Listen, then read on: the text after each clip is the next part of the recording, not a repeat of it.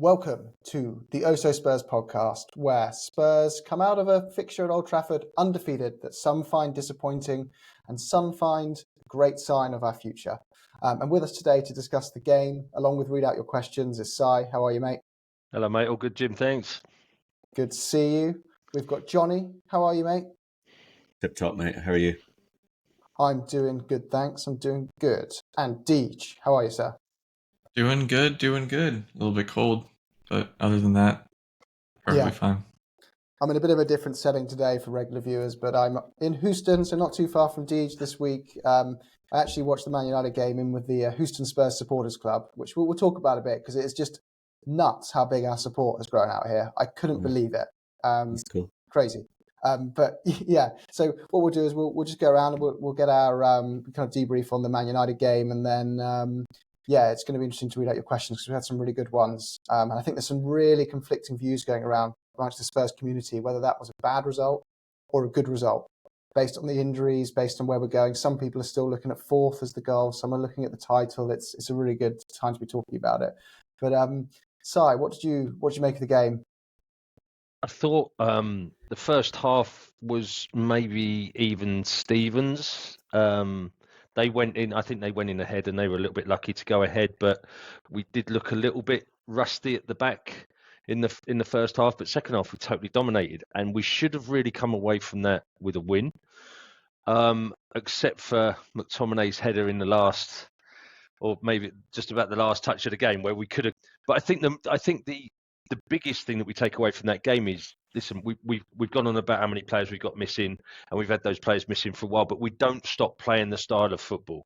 So we don't change our game for the players that are in there. The players that come in play the style of game that Postecoglou wants them to play. Maybe not as good as the ones that aren't there, but it's still that ethos. It's still that drive that's going through the team to play that attacking front foot football. And I just wanted to give a shout out to Skip, because I thought Skip had a great game in the middle of the park for somebody who's been on the fringes and, you know, been the butt of some criticism from the fans at times as well. I think he had probably his best game this season. And a couple of the passes he sprayed about were very nice indeed. So I think we're unlucky to come away with a draw. Would I have taken a draw beforehand? I thought it'd be a comfortable win. I predicted 3-1 on the pod last on the preview. So yeah, a little bit disappointed with 2-2, if I'm honest. And I think we sort of gifted them the goals that we gave them. I think they were really preventable. But they'll probably feel the same about ours. But I think those two goals could and should have been stopped. Yeah, John O'Shea in particular, you could tell he was a 36-year-old defender, couldn't you? Yeah. In that game, Bendico absolutely schooled him, but John O'Shea. Johnny Evans. O'Shea. Johnny Evans. Same thing. Take Man United, 36 years old. He's old and he's Irish. But like myself. Was it Johnny playing? Was it Johnny playing centre half? Same name, yeah. I would have scored a few OGs, boys, if I'd been in there. Oh, yeah.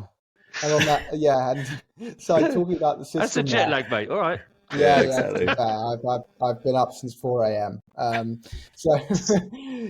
But so you mentioned there, like the system with Skippy doing well. Do you think this is a sign that as Ange gets more and more players in, he's looking for versatile players, that you become a sum of parts, and the system will always ensure you're going to have a good performance, or are we still desperately need to get No, I think he'll always want to bolster the squad. He'll always want to get quality into the squad, obviously. But I think what you're starting to see is the culmination of some coaching and some real direction that he's giving that midfield trio. And I'm not going to take any credit for this because I read it earlier on the Athletic. If you get a chance, anyone that's listening, have a look at the Athletic today. There's a great article on there about the dummy runs that Bentancur and Skip were making against United. They were making some really odd runs for sort of number 8s or number 6s in the midfield, where all of a sudden they would dart out to the right to drag Eriksen and Mainu out of position to create those gaps on the inside for the inverted fullbacks to come into, or create the gaps for Werner and Johnson to run into. So, and in the article, it sort of highlighted a good 4 or 5 times that happened. So it's not just a bit of luck and the players sort of doing it off their own back. It's definitely a coaching system that Ange has got in place to be able to open up those spaces and the gaps for the fullbacks and the wingers. So that's a really interesting read. If you get a chance, get on there and read it today. All right. Yeah, this is really they are a brilliant platform actually. If you just get sick of all the noise of having to go and look in a tabloid and then all the politics that come with it, we're a politics-free podcast. Like it's great for what you get. Lots of good Spurs journos on there. But anyway, Jonny, do you agree with Sai's comments and with anything about the performance there that you wanted to add? Yeah, no, I definitely agree with the performance. Obviously, I wasn't on the preview pod, but I did send a rather outlandish prediction, which was a bit of a departure from my previous incarnation. But I was quite confident that we might come away with a win. I thought, given the way United have been more than anything else. But I suppose when we saw the starting lineup, and I think you branded me a lunatic on our group, Jim, when somebody was asking about who made the 4-1 prediction. And in fairness, obviously we didn't anticipate both Skip and Højbjerg starting to begin with. So I suppose when you saw the starting line, I thought, okay, and if I was told then we're going to get a point, I thought, right, okay, well, maybe it's not the worst. But I suppose when you've actually seen the game, like Sai's been saying, I definitely think that Tottenham were obviously by far the superior side. It was really the second half completely controlled it. And I guess it's nice as a Spurs fan of many years standing to see your team completely dominate and outplay United in their backyard is still a strange thing in some ways to see, no matter how ropey they've been for quite a while.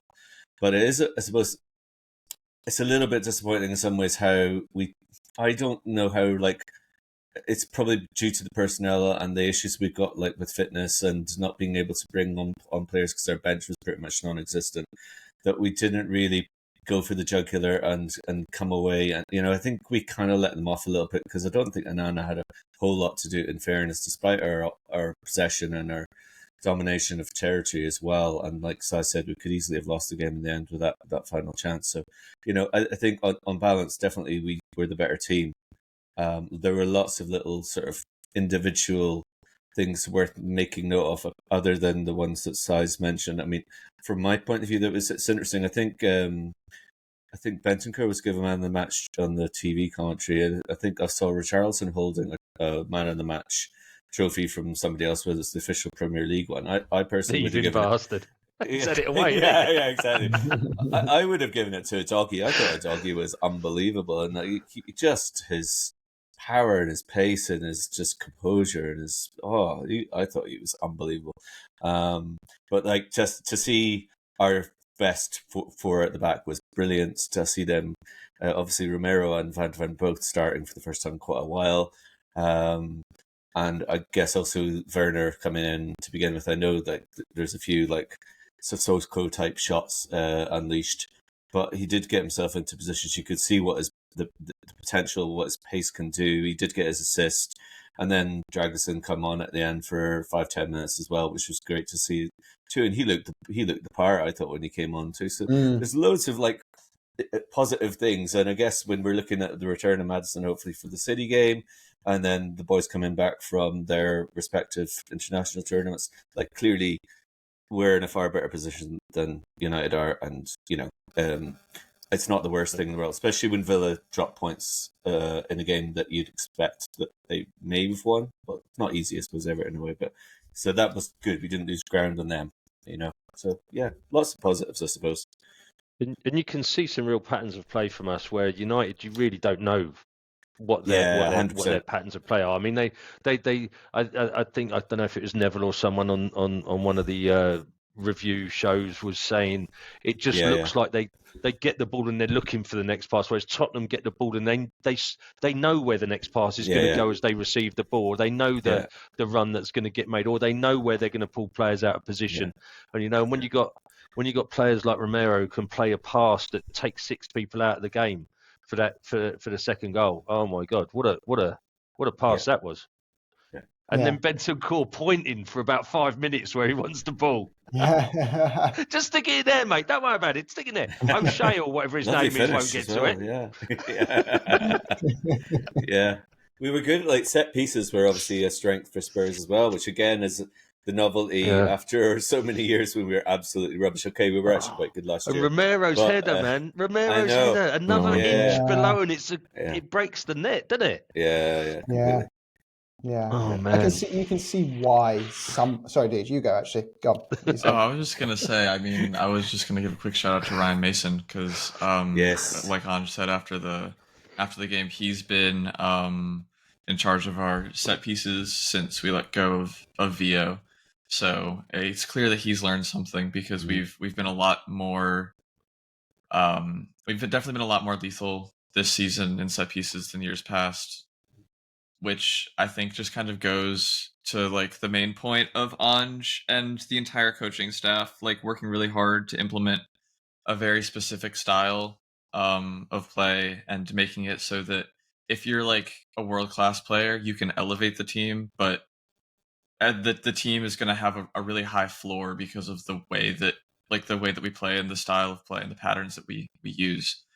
I thought that, I mean, if I looked at the starting lineup when it came out, because I mean, obviously no one knew if Kulusevski was going to end up playing, and then when he didn't, I have to say I wasn't the most confident, but I think that going to Old Trafford and getting a point, even with as terrible as they are right now, is nothing to scoff at. I think if you told me at the beginning of the season that we'd be disappointed getting 4 points from United, I would have laughed at you.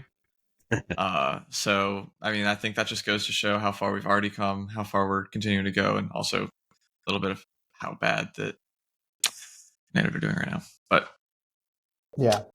And there was all the sickness going through the camp, wasn't there, which just derailed us at the last minute. And we always said from the start, sticking from my guns, that I didn't have high expectations of the Man United game when you look at it on paper, just because all of this flurry of returning players, which is super exciting, hits in the week after that game. So if we could come out of that game with no suspensions, no injuries, and some form of result, keeping momentum, that would leave us, worst case scenario, within 8 to 10 points of Liverpool. And then we could go with still 17 games left on a Man City style run. And I truly think we can do it. Looking at those fixtures we've got when you look ahead, the next 10 games are very winnable. And we've got games against some of the big sides, but we've got a lot of them at home as well. I just feel this could be a chance where you want to play Aston Villa. You want to get that 3-point lead. I'm that confident now that I don't feel scared about drawing at Man City in the FA Cup. I'm going, what? We can do them. There's no one in the Premier League, I think, except for Anfield away, that I don't go in thinking I'd be disappointed if we didn't get 3 points. But you can see why people went into that thinking, and HG said this, he's in the Cheese Room Pod, it's a great podcast, but he kept saying in the group chat, he was so disappointed to not batter them because he knows, and we all know deep down, they are rubbish and they're a mess of a football club.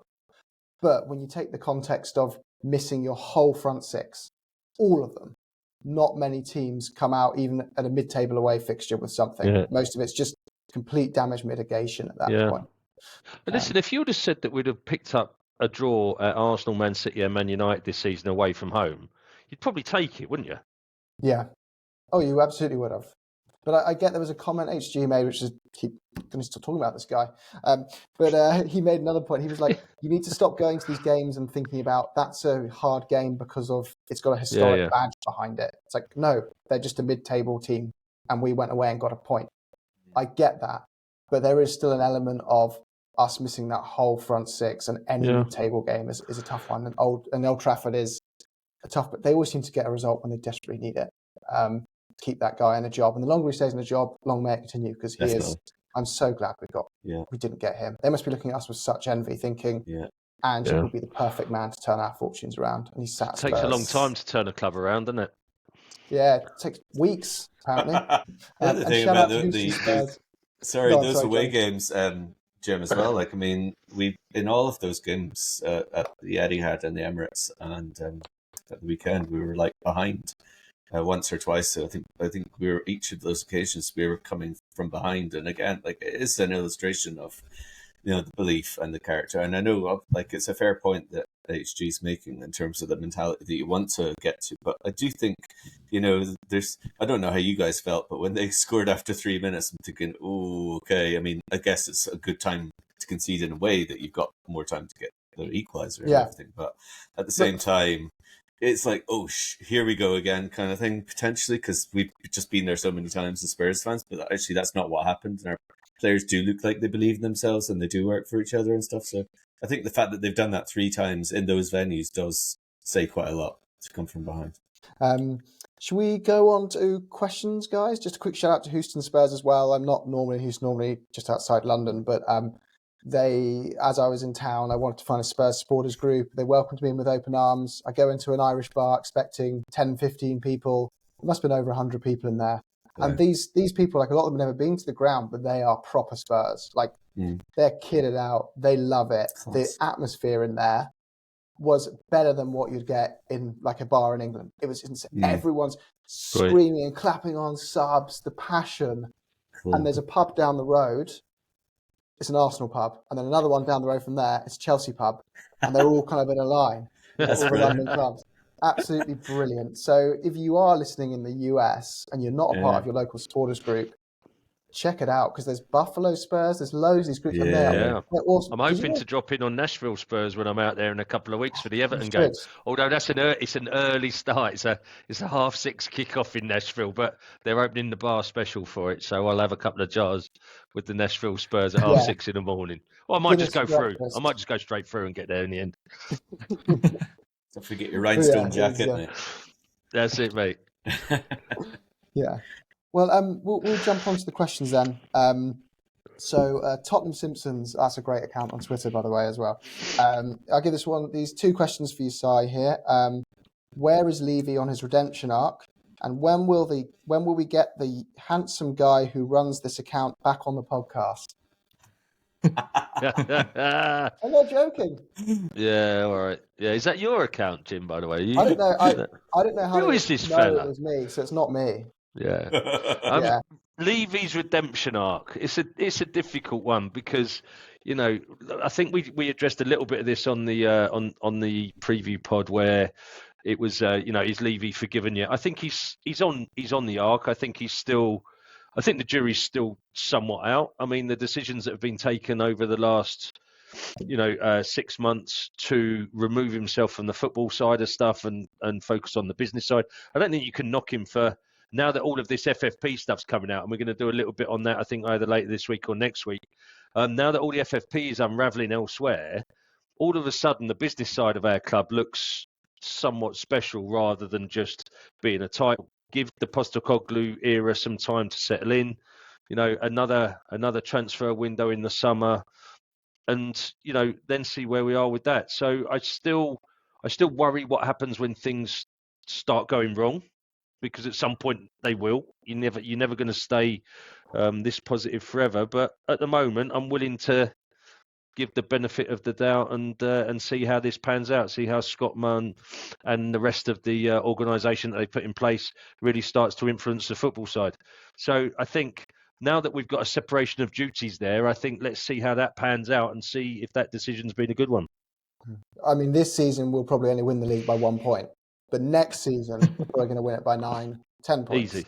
No problem. I say that tongue in cheek, but with all seriousness, I truly believe we will be either scrape it or we've been within 3 or 4 points of it.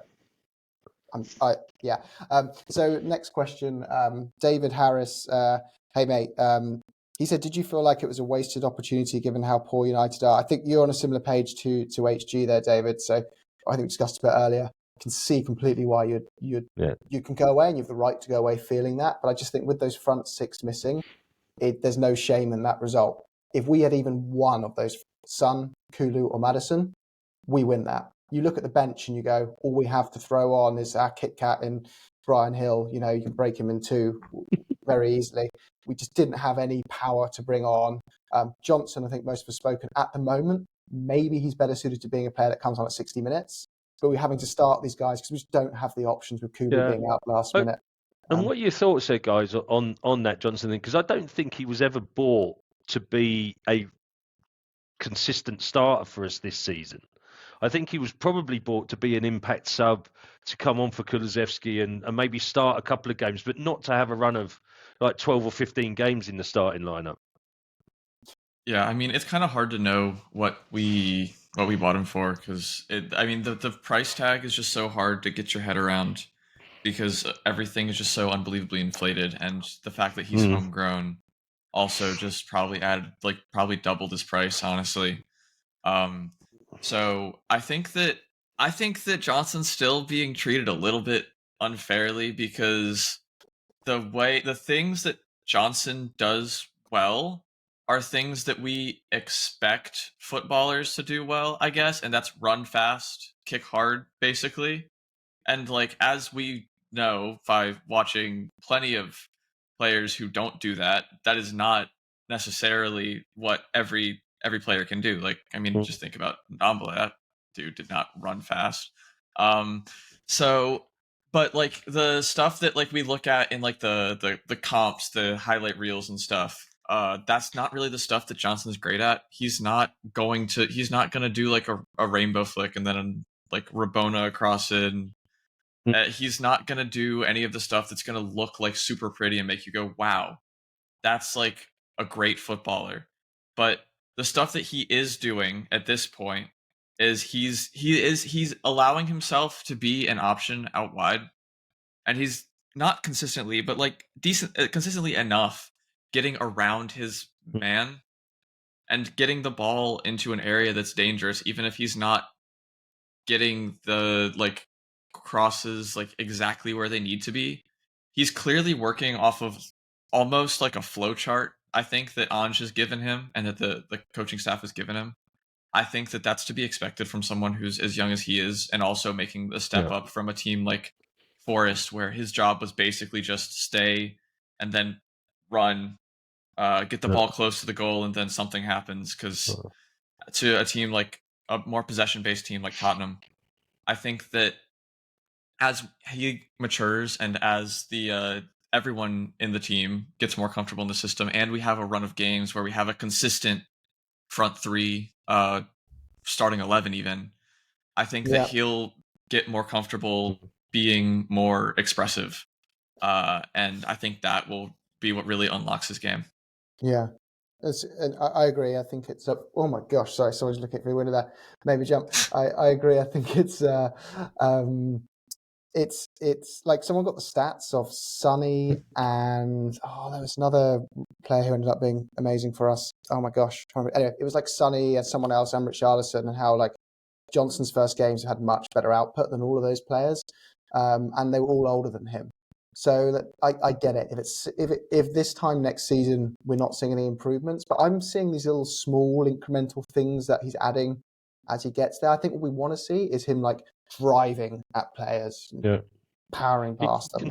He controls the ball well. There's been a number of times in a number of games where there's been long balls up to him, and he's absolutely trapped it on the end of his toes and kept going, not broken in stride. I think the first one was the game where he came on and he scored the goal that was just slightly offside. Do you remember? And it came over his right shoulder, and he just boiled it down and didn't break stride and smashed it. And it just... So there's definitely something there. And I think you're right, Deej. I think he's going through a methodology that the coaching staff are saying to him. So he's almost thinking a lot about what he's doing before it's becoming natural to him. And Ange just said that his coaching style starts out with, them doing it because they're thinking about doing it before it becomes a natural thing for them to do. And, he's got youth on his side, and I hope and think he'll come good. Yeah. The other thing about when you're talking about Johnson and just like the two of you were just saying there about like an 11 that's kind of, or a front three that's kind of more consistent. I'm not sure if, of course, like we'd probably have very similar starting 11s if everybody's fit, and there probably are in certain areas. I mean, especially the defense, but also probably the midfield, pretty nailed on starting players there. I think when you're looking at the front line now, other than Son I mean, Kulusevski's got the flexibility of playing in the midfield as well, which he's done to great effect over the last couple of months. He can play on either side. Johnson can obviously play on either side, although he looks a lot better suited to the right. And now Werner's come in, and he can also play in as well as Richarlison can across the different positions. And I just think, and clearly Sonny's better on the left rather than through the middle, but he's done a job in the middle. So there's a huge number of options there with those players. And obviously now we kind of, with all of those players, if they're fit, and even not even mentioning Brian Heel or Perisic, who's probably completely out of the picture, but you got Solomon and still to come off the bench in future too. There are quite a lot of I think listening to Ange and any coach really when they're talking about their thoughts regarding the best 11, like he clearly does want that healthy competition. Like we've now got with Dragusin coming into defence, and Romero's now got to kind of like he can't be as complacent. If he was complacent, he's got to, there's a threat there for their starting place. So I do think with Spurs now that we are starting to build up that broader base of canvas to have many different options. And I'm not sure if Ange wants necessarily to think, that it is going to be Johnson starting or it is going to be Kulusevski starting. And I think probably a lot of us at the start of the season, a lot of people were quite critical of Kulusevski, and now most people would be on the contrary and would be really saying he's been one of our best players this season. So things can change from that way. It's like 6 first-team players are coming back. 6. You used to only be allowed 5 subs on the bench. There's more than a bench worth of players coming back. That's insane. The squad, when that comes back, you're going, oh, who misses out? Like, what a great situation to be in. And don't forget as well, that'll drive competition as well. Yeah. So not only have you got the 6 coming back, you've got the ones that are in that are going to want to try and keep their place. So it's going to drive a hell of a lot of competition for places, which, as we know, that you can't then get complacent. You have to be performing at the top of your game all the time, right? Yeah, completely agree. It's like we saw with Romero's niggle, like not niggle, he had a bad injury, but it's like as soon as we signed Dragusin, he's like, nope, I'm fit to play. I'm back. I'm fit. So I do think he probably, someone medically trained would have genuinely done the right checks to make sure he's fit. You can't help but wonder if maybe he had originally, someone like him thought, I should give it a week to be safe. Actually, I don't want to lose my spot. I can't afford to give my competitors my spot a place. And if it makes Romero better, no yellow card, because might make him just that. He's just that 1% away from being that undroppable player. It might be that. It might give him that 1%, and that change that just doesn't. Those little moments don't happen, which are also very controversial. I will highlight because he does get unfairly done, which we've discussed before. But Jonny, I'll give you the next. One more thing before we move on. I want to say one thing about the competition, and it has to do with one of the other questions that I saw on Twitter about. I think it was on Twitter. It might have been on YouTube. It was one of the two about Brennan Johnson and whether or not we should bring in Jota as more competition for him. And I think that one of the things that we need to be careful of as a club is it seems from what it sounds like, Ange is building this team around personalities, around characters, and around building a good locker room atmosphere. Mm-hmm. And that means if everyone's gonna be satisfied in the locker room, that means everyone's gonna have to get some sort of minutes. And while it kind of does feel like we are light in the attacking, on the attacking side of the ball, because we've had a bunch of injuries throughout the season, we're kind of getting to the point where all of those are going to start coming back. So we're going to be too deep, and I think every position across the front 3. And I think that if you bring in another attacker, now that we already brought in Werner, I think you risk isolating someone, and that can cause locker room concerns. Obviously, I don't know, but I think that we need to be careful, especially because we have Solomon coming back, Son's gone, Kulusevski's injured. So that means you've got 2 for every. You've got 2 for every front position. You don't need more than 2 for every front position there. Especially when we have players that can play multiple positions across the front line. Exactly, and I think your point there, DJ, what that competition does, and to get game time, I think Ange is he's been really clear about when you've got a full squad there, if you get pulled off at 70 minutes, it's because you've given your all. and you give everything that you can for as long as you can. And there's no shame being taken off at 70 minutes or 75 minutes. No. But that player coming on can have 25 minutes, half an hour to really make a significant difference when it's needed, So I think he's got that sort of mentality, and that's how he keeps the players fresh and hungry for that as well. That you're not a sub just because they're better than you. You're a sub because you can come on with 30 minutes to go and make a massive difference to the game. Yeah.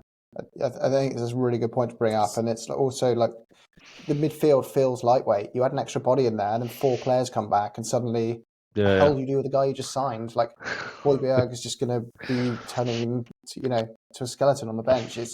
We're in a fortunate position. There's a fake sense of lack of depth because of a crisis of injuries that we probably haven't seen in years at Spurs. But that question, by the way, Deed, was from Justin Studley. So thanks, Justin.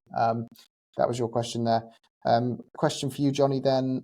This one is from Chang. His first question was, we've already had it, is a point at Old Trafford disappointing, all things considered? But the second part was, are Spurs best placed to build on this for the crunch FA Cup home tie against City? So I'll change that to, are you confident going into that game against Man City? How are you feeling about it? Again, off the back of this. I remember on the podcast before the draw was made, and I made a comment that was, well, we'll be, I can't remember exactly the way I phrased it, but said, it'll be all right as long as we don't draw City. And then I said, well, it'll be all right if we draw City because we're always fine against them. And there is that kind of thing in all seriousness that we are 100% like in their heads. They have got an issue with Spurs, and Pep's got an issue with Spurs. And of course, at some point, they're going to have to score in our stadium. I mean, that's inevitable. It has to happen at some point. But I do think, especially Maddison's coming back, obviously we don't have Sonny. The lads in the tournaments are still away. But I think, and there's a question mark about Haaland, isn't there, as well? Not that he was really poor against us at home last season. But, if Haaland's not playing, then clearly that's a significant absence.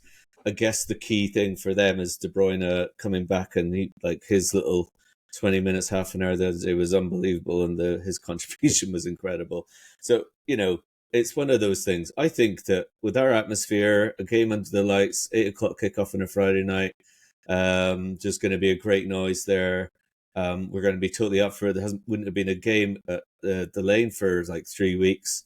It's going to be rocking, and I'm quite confident. I mean, clearly we're playing against a team that's won all of this silverware over the last few months and so on. But I definitely think I'm going to say at the moment I reckon we're going to win. I do believe we're going to win. But I think the one time we feel confident going into City will be the one time we lose. But that's a sign we're better.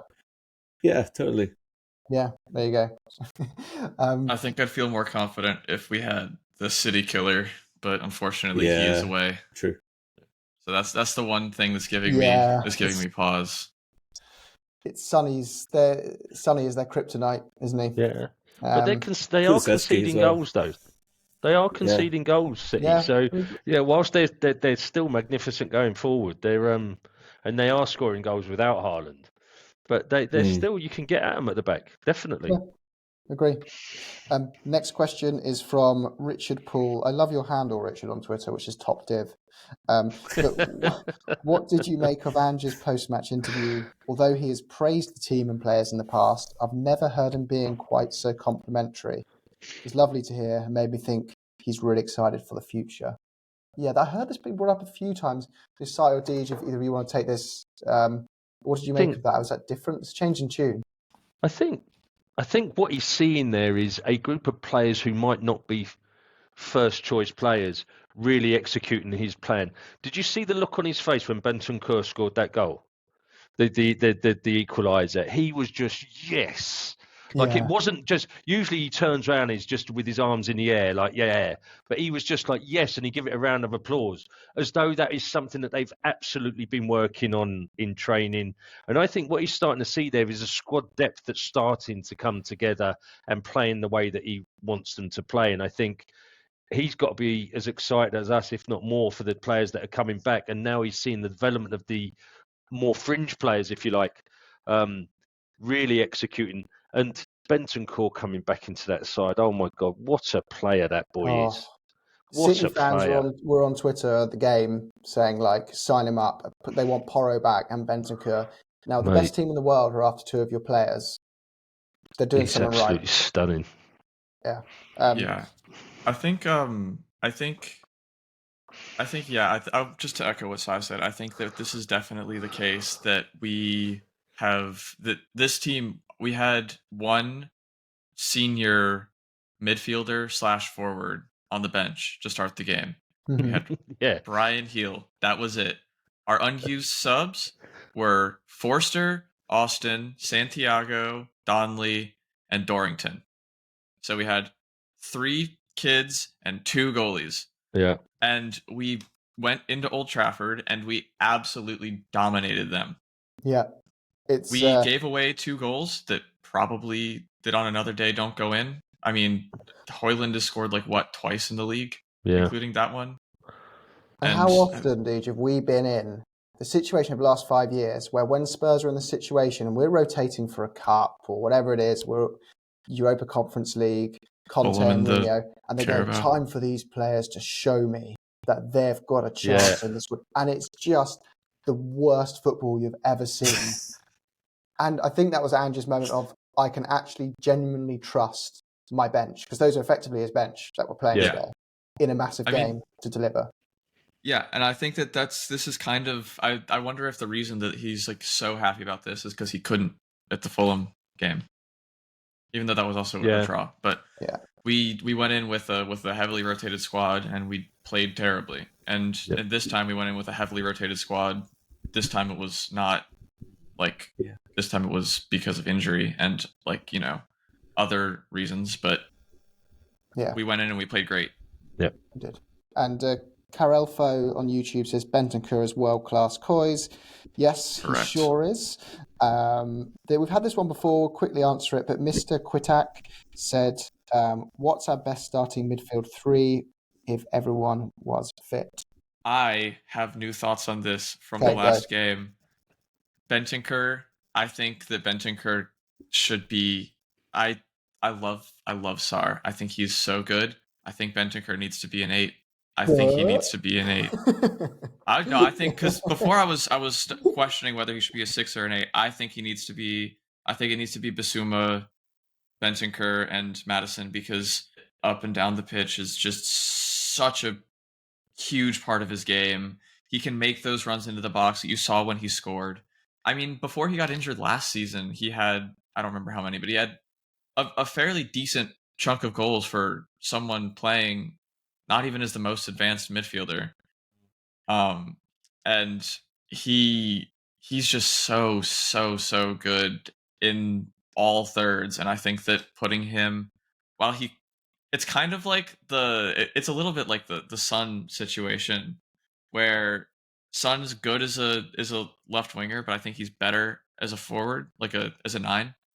And it's the same thing with Bentancur. I think Bentancur is a fantastic 6. And I think that if we played Bentancur, Sarr, and Maddison, I think that's a fantastic midfield 3. Yeah. But I think that Bentancur as an 8 is just, I think that just fits his skill set so well. And I think watching this game has really convinced me of that.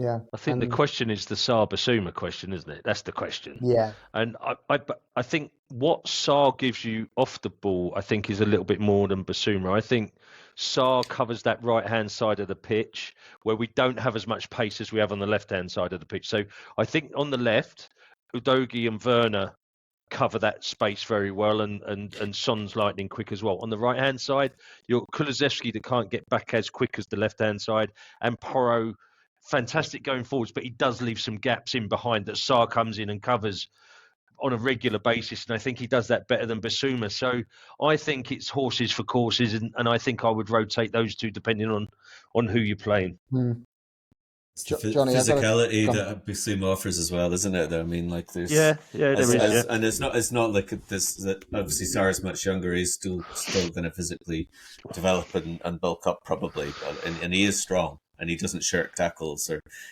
but I think that Bissouma, when he's playing the way he was at the start of the season, I think Dee just made a really strong argument. I think actually, as capable as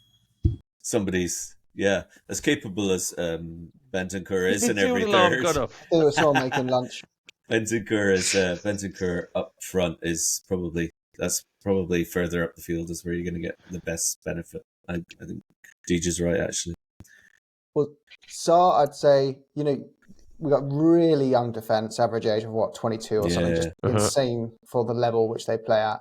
That's Johnson's true. A kid, Kulusevski's really young.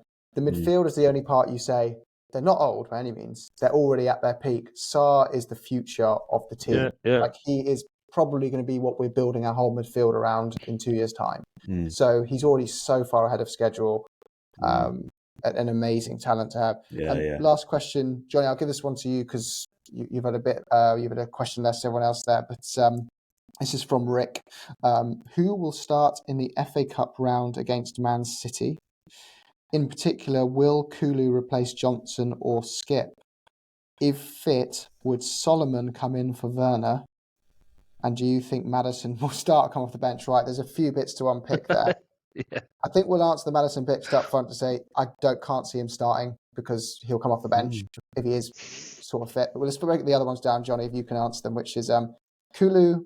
Who does Kulu replace, Johnson or Skip? That's actually a really good question because he is going to come in. Yeah, no, he's definitely going to come in. Which role?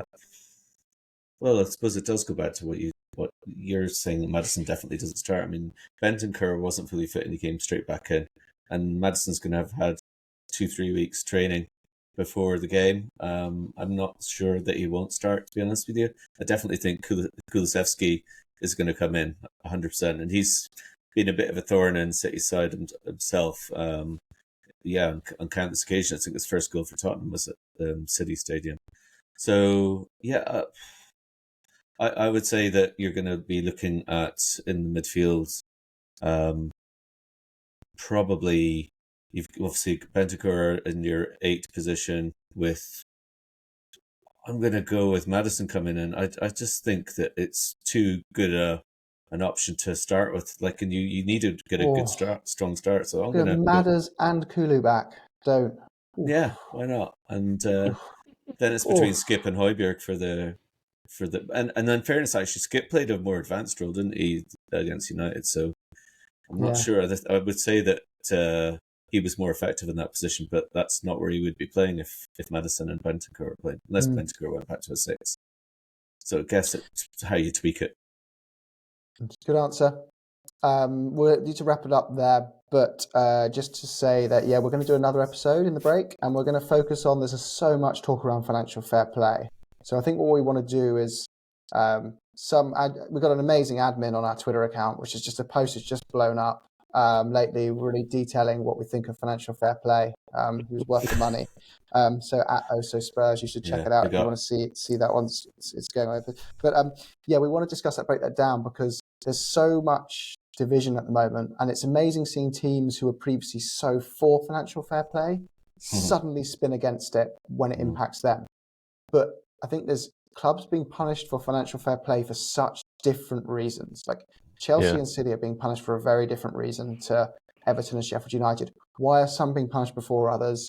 What happened in the meeting in the House of Commons in the UK today with Richard Masters, isn't it? I've been watching some videos on him defending the case and what changes they want to make to FFP. And there's a really scary comment in there from him was, we need to stop punishing the clubs and start punishing the owners. Basically saying, just chuck them a fine.